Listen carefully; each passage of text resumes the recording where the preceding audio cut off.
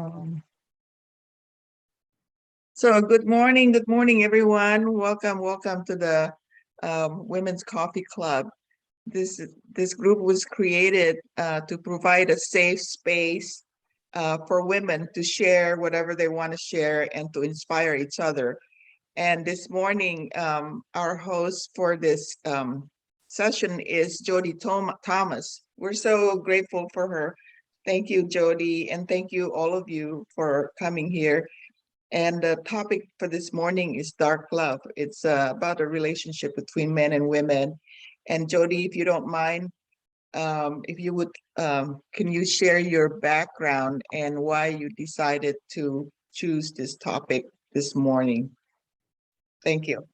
Yeah, good morning, everyone. I'm really happy to be sharing this with me, and it's shifting and morphing in every moment. So even like the description that I wrote probably won't be exactly what comes through me right now. My channel is just like so open that literally I didn't prepare anything. I'm just showing up and like, okay, I'm very curious also what's gonna come through.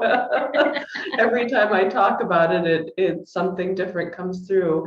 My background is in a lot of different things, but I guess you could say somatics.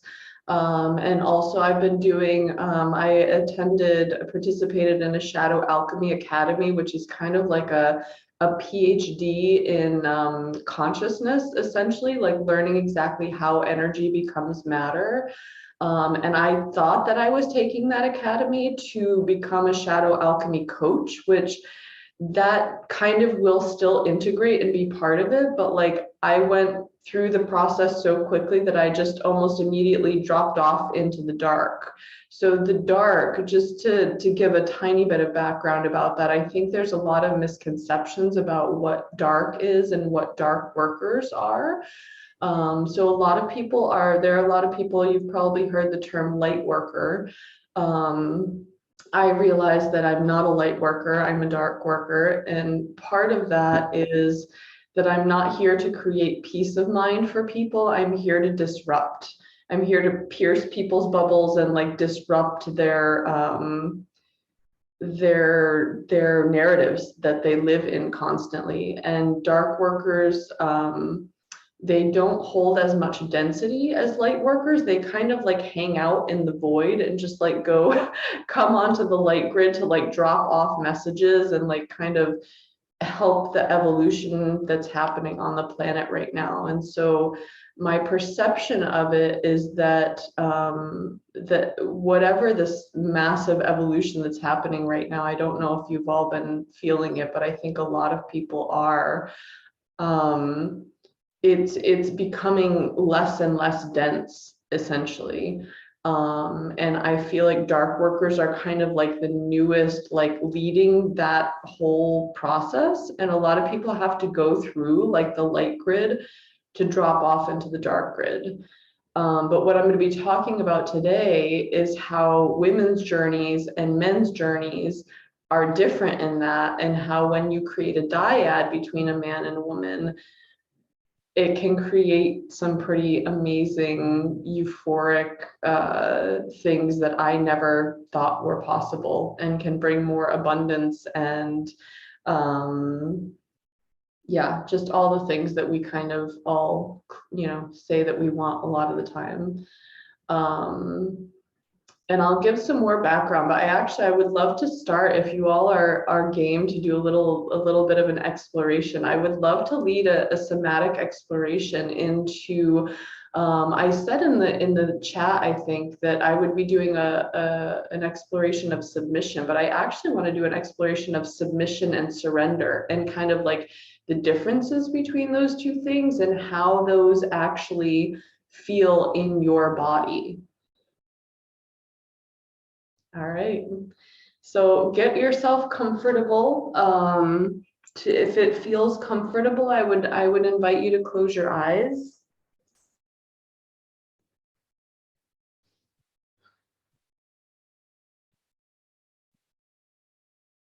Just start by letting yourself settle into your body, whether you're lying down or sitting.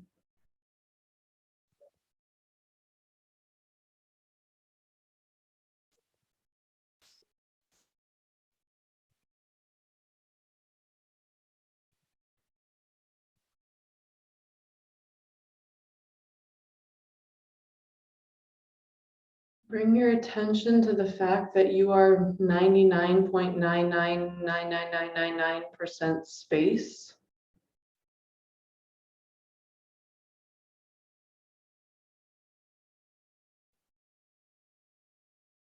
And then bring your attention to the fact that what we call particles, matter, the part of us that's not space, those are all just essentially spinning vortexes that are the same as the material around it, or what we call space. But the difference is that it's just spinning.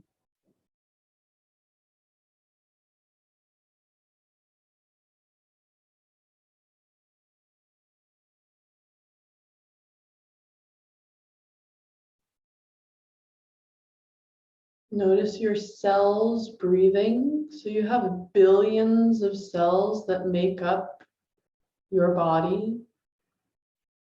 And at every moment, all of those cells are in a process of cellular breathing where they are taking in nutrients, oxygen, other things that they need.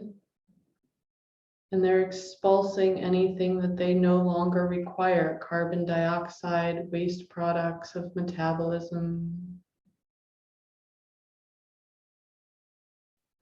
So allow yourself to fill in the 3D manner of your body. Let yourself fully come into and inhabit your body.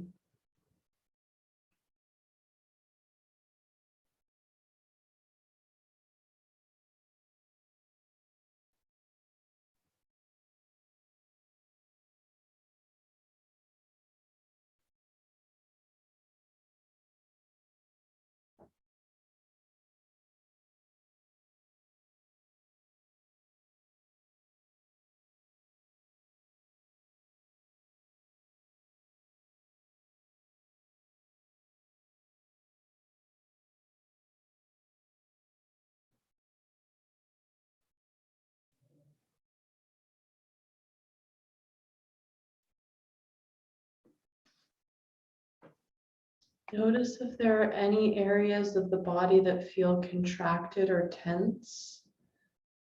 And bring this awareness right into the center of that tension. And begin to invite those cells to breathe. Imagining like you are opening up or inviting the possibility for those cells to take a really deep breath, like when you take a really deep breath, deeper than you usually take with your lungs. You're inviting these cells to come out of their kind of contracted, contorted way of being at this moment, to expand.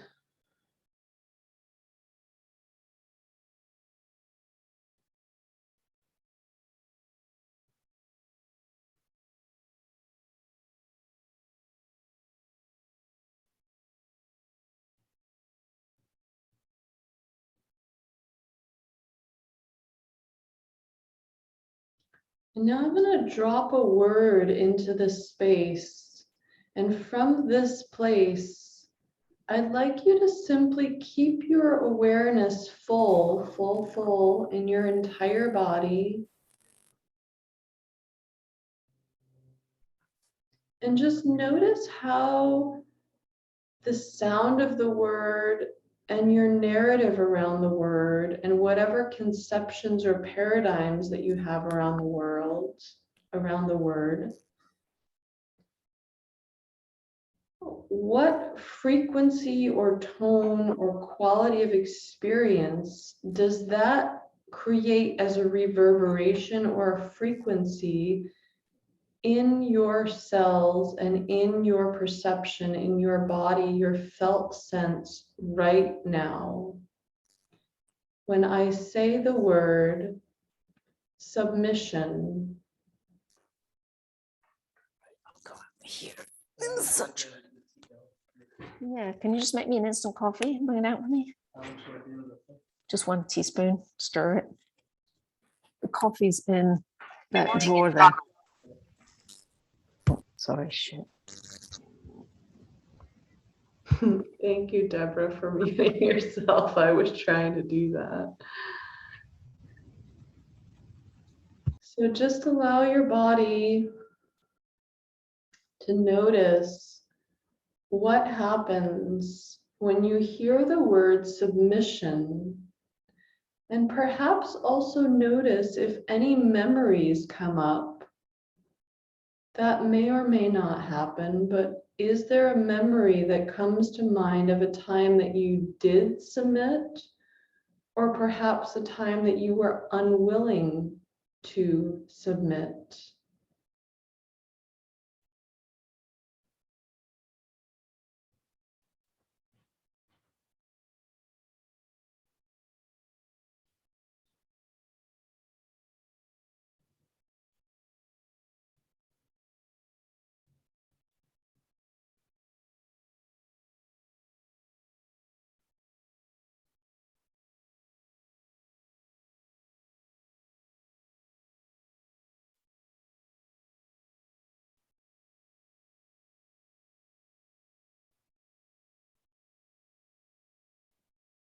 Notice if there are any other words that you associate with the concept of submission.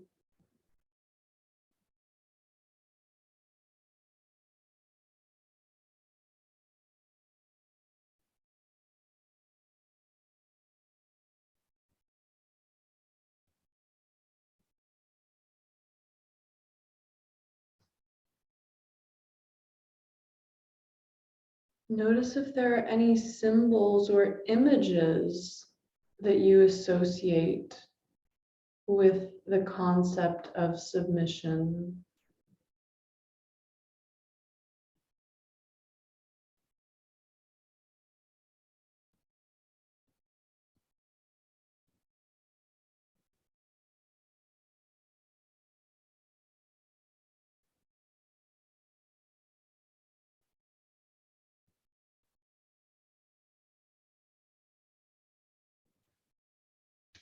And now imagine like a waterfall flowing over and in and through and around, cleansing all of the space, your entire field of whatever that experience was for you. Maybe just shake your body a little bit. Imagine kind of like you're like a dog shaking water off of it, shaking whatever experiences or attachments that were created from that exploration.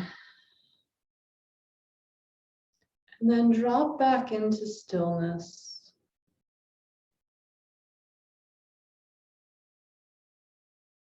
Drop back into the center of your vortex, the center of your toroidal field, the eye of the hurricane, where everything else can be spinning around you, but you are in stillness. Your consciousness is in the still point.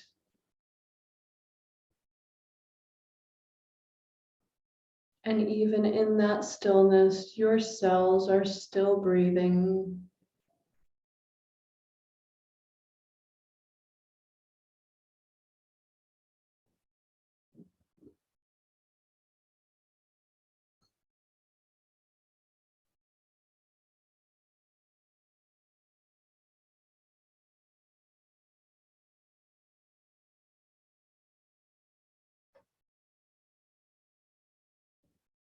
And now from this place of a blank slate, I'm going to drop another word into this space.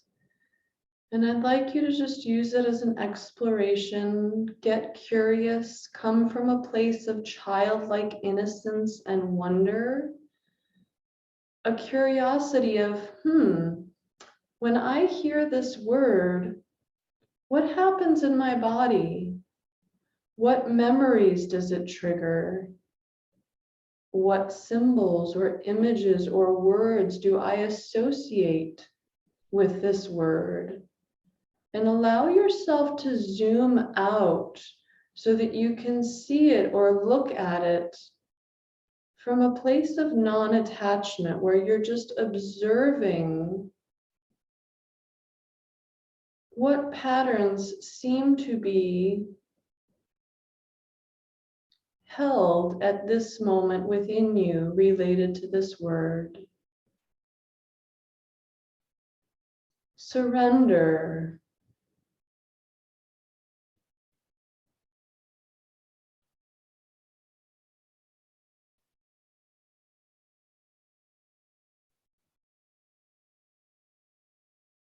Surrender.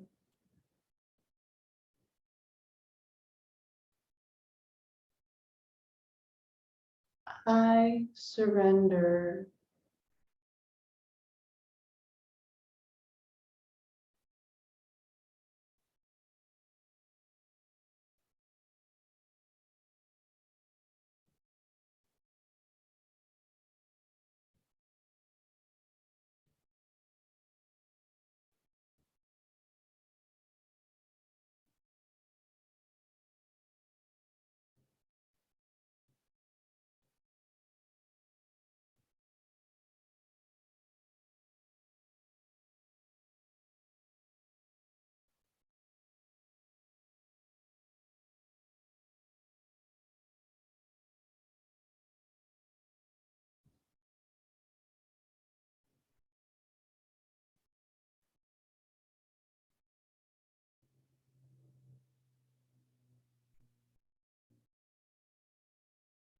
Notice if the stillness, the still point, gets agitated, or if there's anything or anyone that you are willing to surrender to, or not.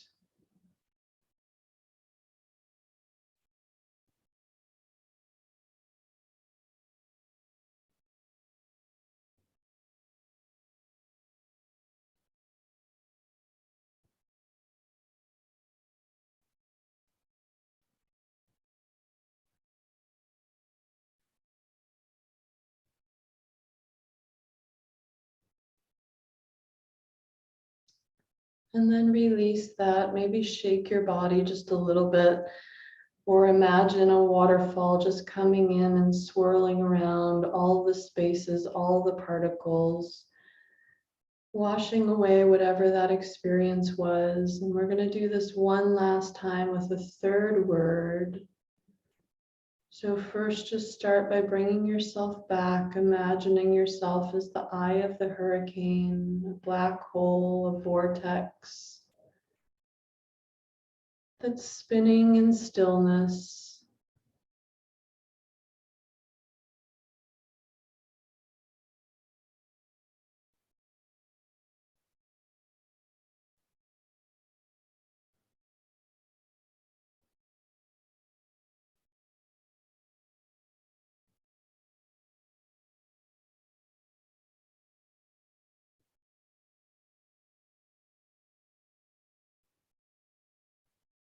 And now, once again, feeling your cells breathing.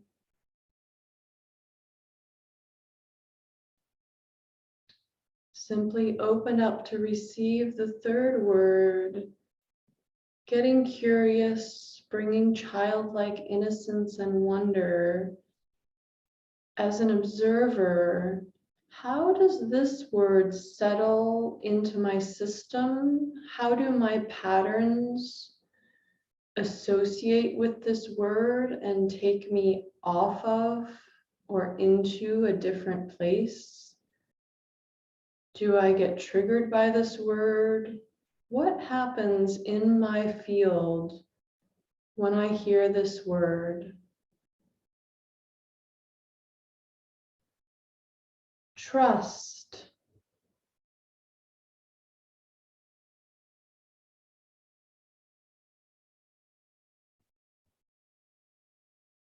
Trust.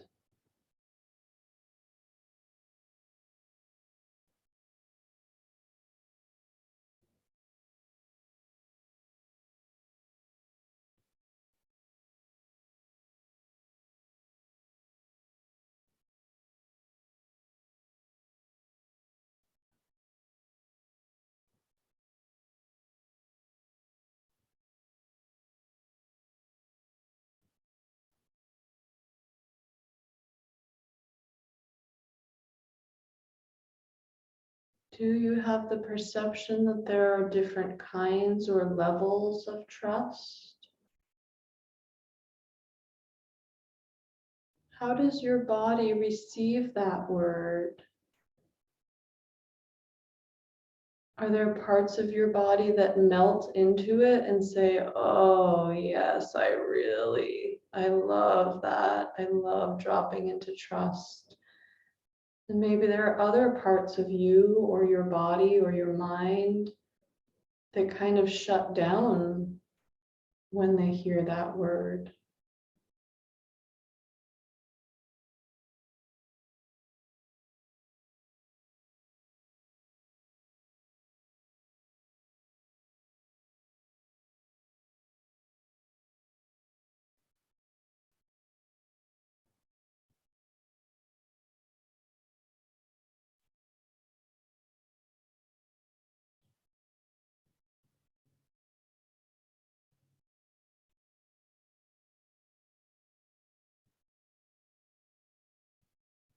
Bring that exploration to a close.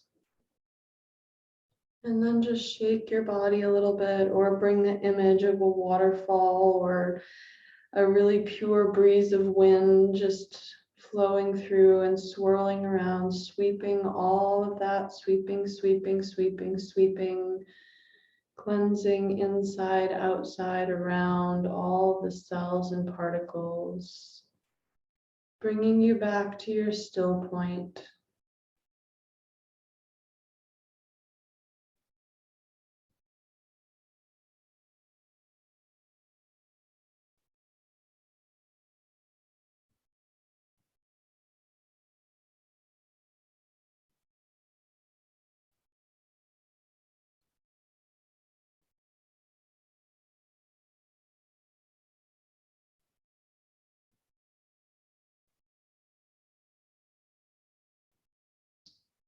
Take a deep breath into your lungs. And let it out with a sigh or a yawn or whatever noise maybe wants to escape.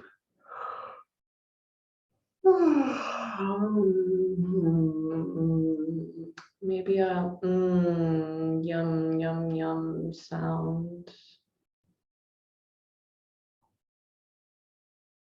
And then ever so softly, just barely part your eyelashes so that some amount of light begins to filter into your eyes. And then as slowly and gently as feels good for you, begin to open your eyes a little bit more and a little bit more. Noticing colors, textures. Take another deep breath as you notice this 3D, seemingly tangible reality that you are creating as your hologram around you at this moment. Look around your entire room, just noticing things maybe that you haven't seen in that room in a long time. Or how the green leaves outside of the tree look different today.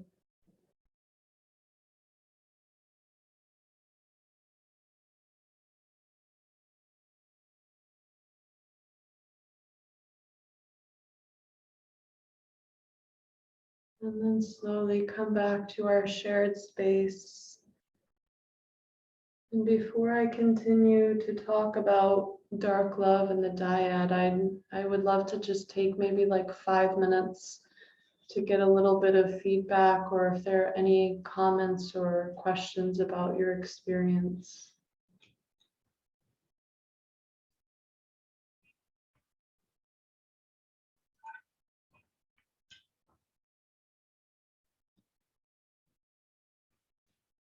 Yeah, Suzanne, please. There we go. Had to unmute myself. I found the words were like right in line with with where I am in my own personal experience right now. And where the root was, it started with submission, being submissive to my brother's lives, being the only daughter who went quiet so that they could have their voices. And it was, the words that came to me were like wallflower and shrinking violet, because it was the expectation that I be submissive that was so heavy for me.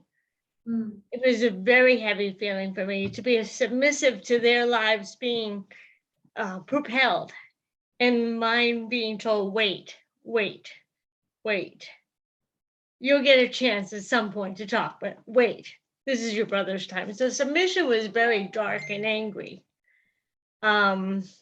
Trust was the key. That is, I trusted my mother to look out for including me in the conversation. This is all took place at the nightly dinner table. Every night was like this. And I kept on looking to her, trusting that she would say, okay, time for Sue. Time for Sue. And that trust didn't come. It was still the expectation that I give to them, give time to them. Surrender was the best word of all, because it meant, okay, fine, you can have your life. You can have your beliefs. You can have your opinions. You can even think that I'm going to be less than you, but I'm free. I'm free to let you have your entire ideas and thoughts of who you think I am, but now is my time to shine, and I'm going beyond. I'm going to surrender your opinions and take my own path. Thank you for sharing. Thank you.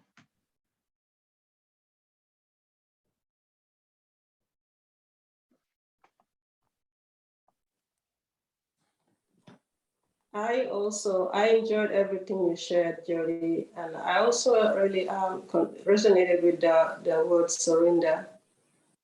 Surrendering to all the beliefs that I used to carry with me, and just trusting myself to go my own path, to trust my own journey, and not worrying about what other people might think.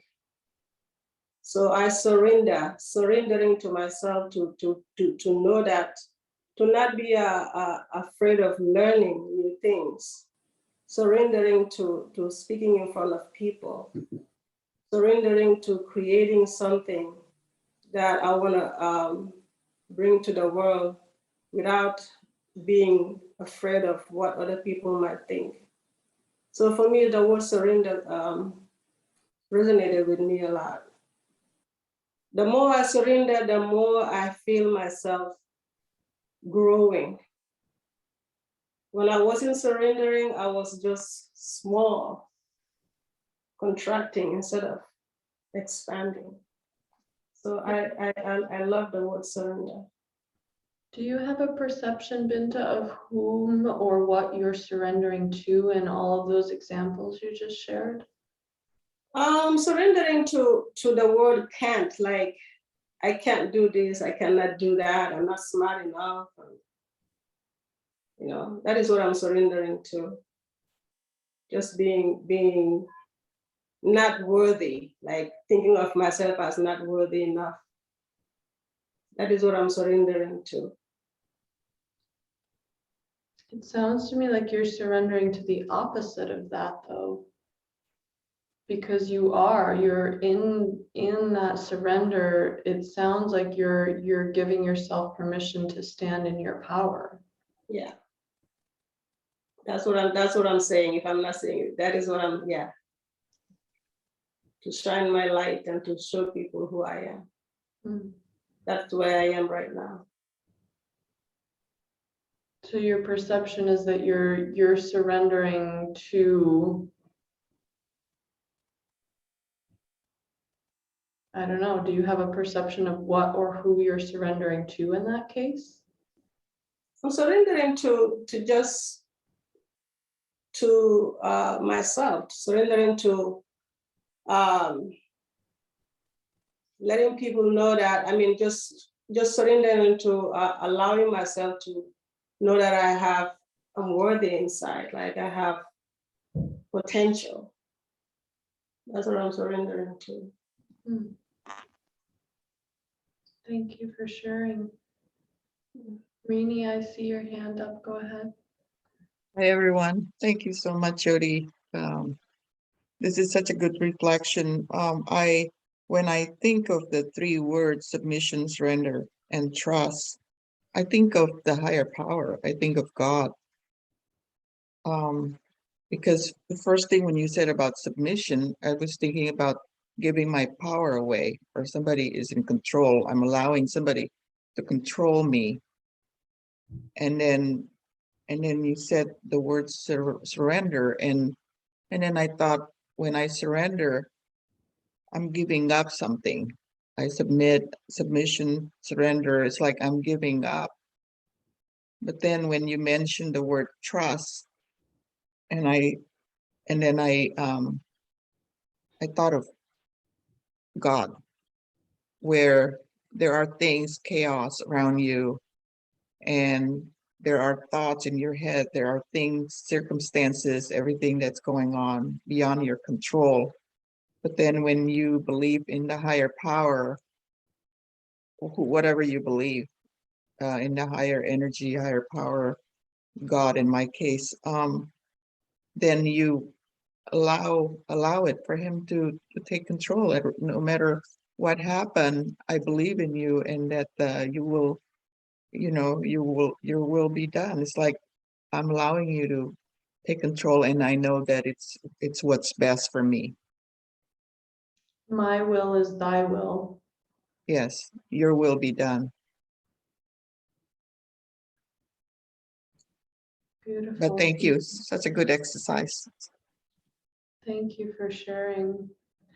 This is fascinating and beautiful that this is what came from this exploration. I've never done this before. I didn't even know actually what I was going to say, but it's beautiful because it kind of flows right into the conversation that I want to bring up, that maybe is going to be pretty shocking for some people, but dark love. So on the light grid, okay, so where do I want to start with this?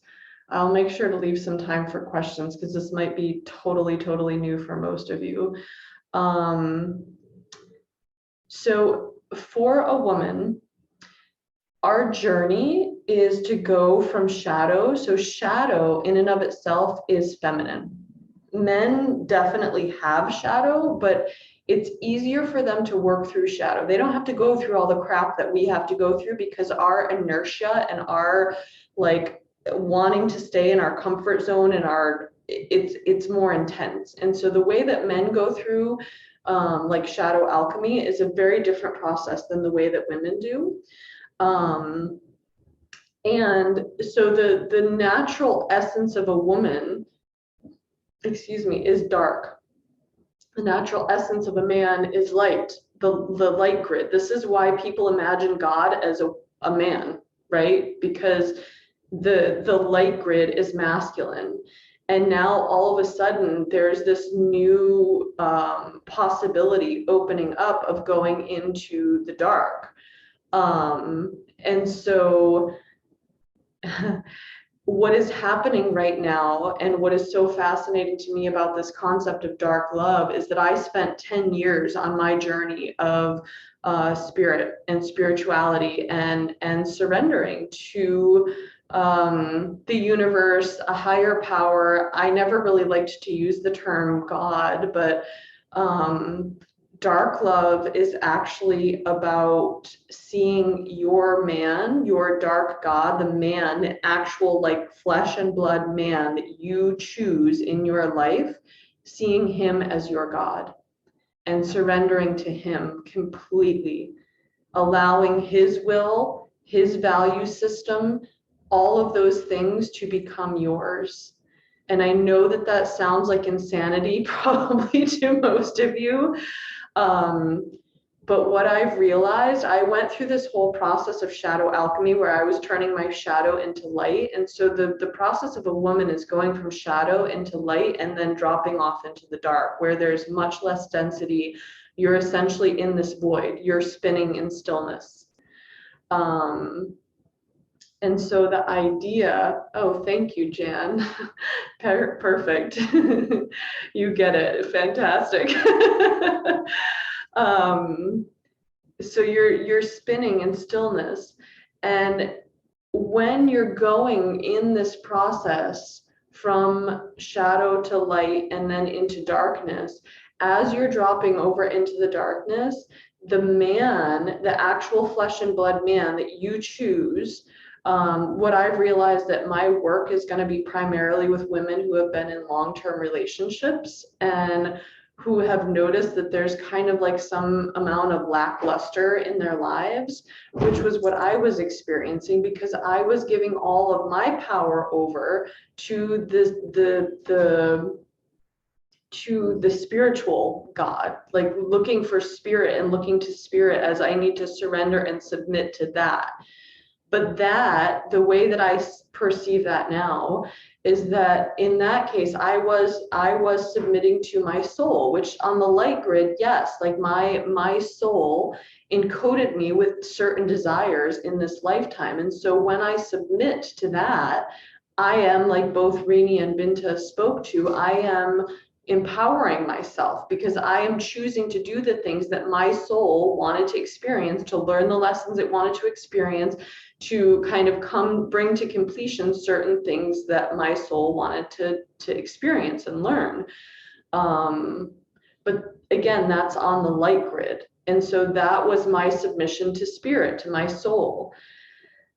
And now I realize that to go beyond that, like once I reach that point and it's like, oh, well, okay, now I know how to do this alchemy. I know how to be in absolute submission to my soul and to do all the things that my soul wants, to not really care if people, accept what I'm saying, to not really care about all of those things.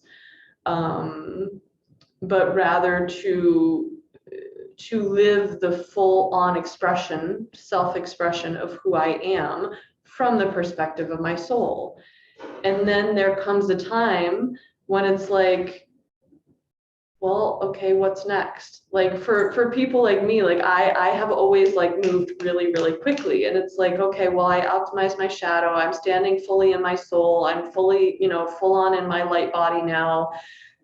Well, what's next? And so what's next is dropping into the dark. And what that means is if you're going to go into a dyad, which is what dark love is, the feminine becomes just this void, and she holds the space for the man to be able to see. It creates, like, when she's able to stay in and hold that still point, he is able to see so clearly exactly what needs to happen for the two of them. And to create, this creates both in the dyad, but also in the world, like this completely new, different dynamic. I think I'm gonna maybe take a pause there and see if there are any questions before I dive in deeper.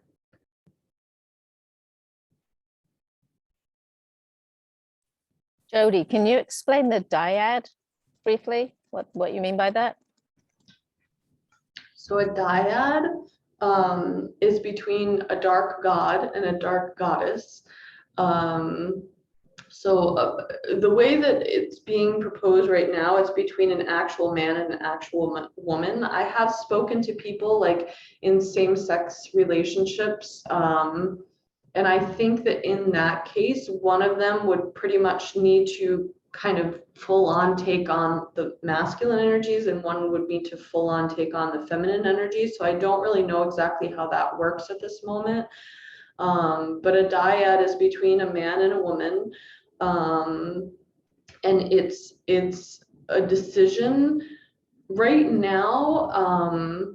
the way that I see it is that it's pretty much always initiated by the woman, which is why I really feel like my work is to work with women to kind of show them this path, because a lot of times men don't even realize like that they would want something different or they would want something better, right? Like they're just kind of like, yeah, whatever you want, babe, like it's all good.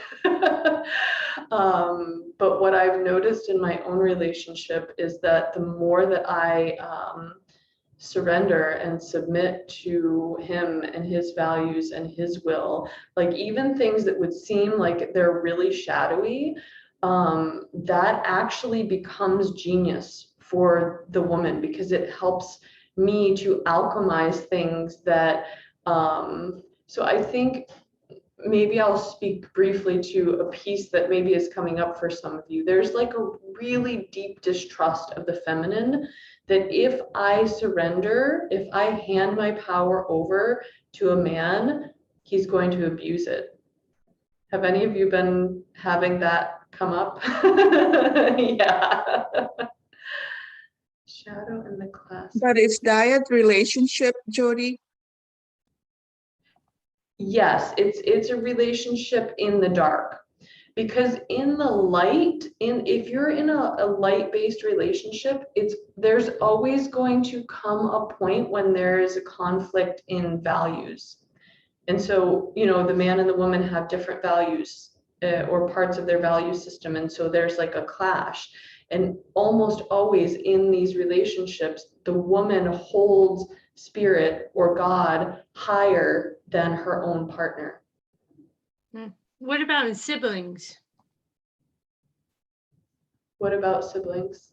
Well, like in my example, I was talking about how the expectation was that I submit to my brother's beliefs, my brother's subject, my brother's interests, and keep quiet. Is there any kind of a link there where, because I was submitting early on, became painful to continuously do it even in a relationship?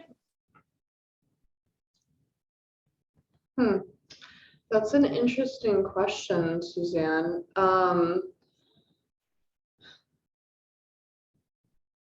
Well, what I would say to that is that that's one of the reasons why it's so important that you choose very wisely and very carefully which man you want to be your dark god. Because if you don't have a taste for the man that you choose, you will always have massive amounts of resistance coming up to that surrender or that submission.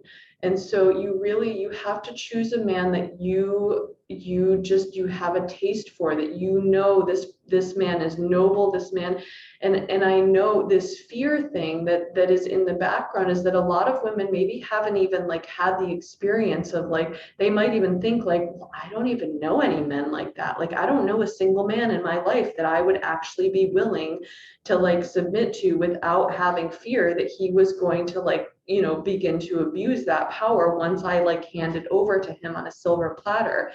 And my experience has actually been the opposite. When I have handed over my power and submitted more and more, what has happened is that my husband shows up more fully, more present, more actually desiring to give me exactly what I want, more willing to do things that he wouldn't have before. It's actually quite mind-blowing. Yeah, Deborah. So Joe, so ideally, you're talking about a man who's in your life, not necessarily like a guru or someone like a spiritual teacher who's an actual physical person. That's one question. I guess, yeah, it's actually the same question, I think. So ideally, the man is, this is a question. Ideally, the man is your husband, partner, maybe a friend that you totally trust, maybe a business partner. Even if you're married to someone, could it be somebody else? No, It has to be the person that you're with. It's your romantic, intimate partner. Okay. Good. Yeah. I just needed that clarified because it seemed like it was going like it could be any man of flesh. No, no, no. Right. It's the man that you choose to have an intimate relationship with. Okay, so even if you have that and you're not sure, maybe say you're having problems with that person, or you're feeling like, oh, I don't know. Can you give us an example of how you can switch gears on that and submit or surrender? I mean, what would that look like? Could you give like an example of what you mean by totally surrendering to that person? Maybe that's the next part of this. Yeah, thank you for the question.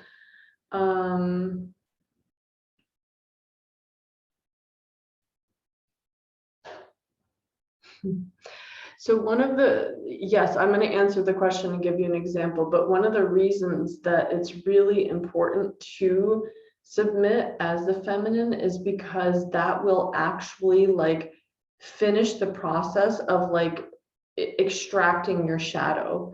That's what I've noticed, because there's so much genius like in the way that men actually are in their essence, that so many women like try to control their partners and make them do certain things and behave certain ways, and excuse me, that's almost always coming from our shadow.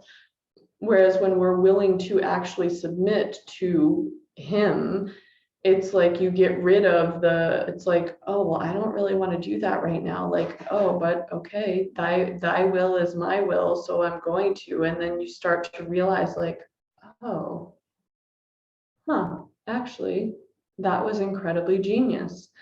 So this morning, I had set my alarm really early because I was going to get up and prepare for this class. But then me and my husband ended up actually snuggling, and I kept hitting snooze and I kept hitting snooze. And then he actually decided he wanted to make love to me. And so I just turned the alarm completely off. I was like, I guess this is my preparation. And it's genius because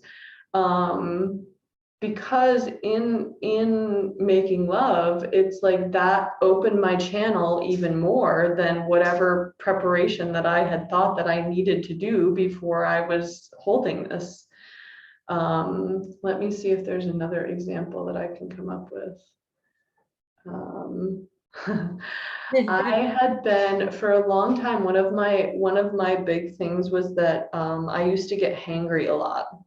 And so I would like, and my husband is a chef. And so like on his days off, I like always wanted him to cook for me, but he really, wanted to chill and do other things. And so even though he loves cooking and he wanted to cook for me, he wanted to do it in his own time.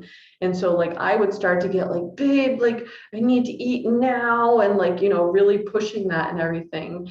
And now I just decided to completely stop that and let him cook in any time that he wants to. And if I'm really hungry, like I'll make us both a snack or something. So I've like completely just let go of that. And I realized that part of the shadow behind that was in that was like me believing that I needed his cooking for my well-being, and that I needed to eat at certain times. And what I've realized is that I can actually be in the tension of like, I feel hungry, and be like, well, okay, I can either just like be hungry and feel that, instead of like getting that really anxious feeling that I used to get when I was hungry, or I can just go and make a snack or do something else. And so it's allowed me to like really open my perception of like, I don't need perfect conditions and exact circumstances to actually be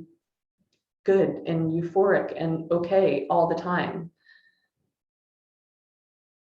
Yeah, Remy, go ahead. Yes, well, before I say what I wanted to say, we're getting close. We're at the top of the hour. We have like Oh my 4 more gosh, yeah. minutes.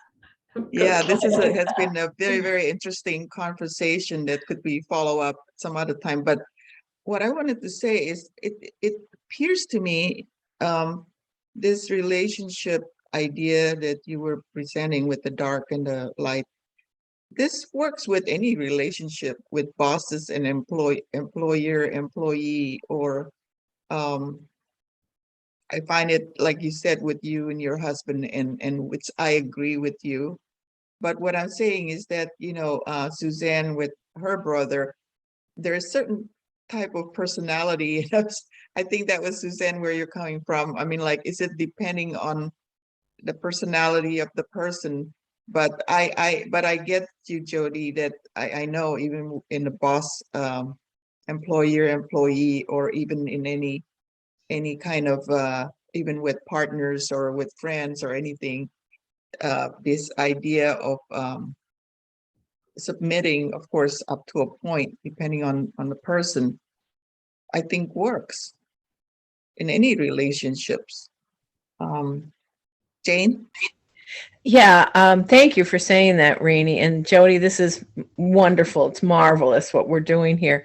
I have found that I'll use only myself, I can only speak for me, when you have that primary relationship with your person, with my husband, when I started there, what surprised me but didn't surprise me is that how it trickles down into the rest of the relationships that you have, and you surrender to everything and everyone because you know that you have your full power. No one can hurt you. No one's trying to hurt you. We're all just here on this planet hurting ourselves, and we have to get back to the beautiful garden of love. So I just love what we're doing here today. Thank you for that. Thank you. And Binta?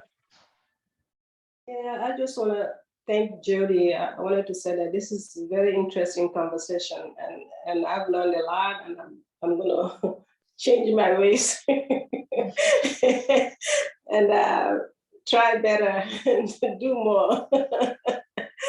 I have a wonderful husband, and I'm sitting here saying, okay. Sometimes I can be very, like, I don't know, think of my own and do this, do that, let's do this, let's do that. And he will say, okay. But I need to really, like, pay attention to him too. And yeah. So this is very interesting. Thank you so much. I learned a lot.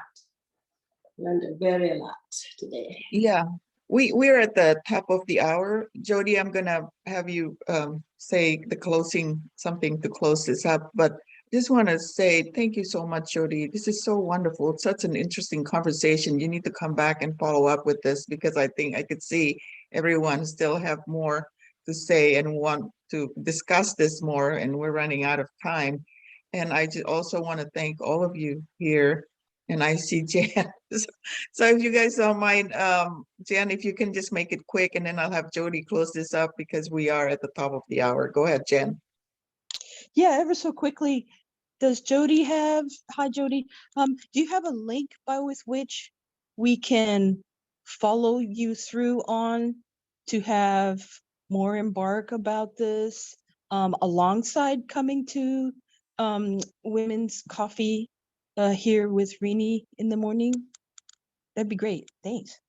Thank you, Jan. I'm going to put my website. It's, again, since all of this is coming through so new, my website has very little information up until now, but I will be updating it. And on Facebook, I'm Jodi Thomas, and I actually do have a couple of videos on YouTube about this. That's also just under Surrender in Motion.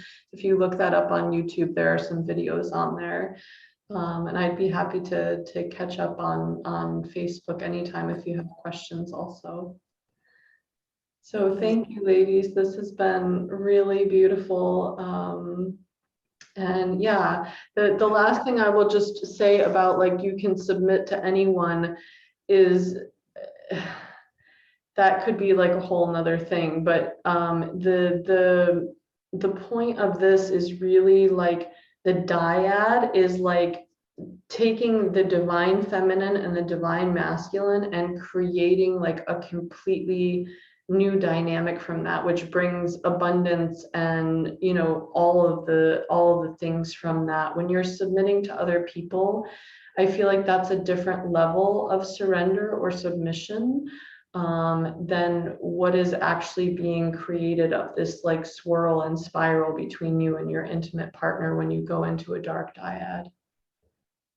So thank you so much. Please contact me if you have any questions. I would love to continue the conversation. Thank you again, Jodi, and everyone, and I'll ask Jodi to come back again. Obviously, we all love this conversation. Okay, thank you, everyone, and have a good week. Have a beautiful Yes, day. see you. Bye. All right. Bye. Bye. Bye-bye.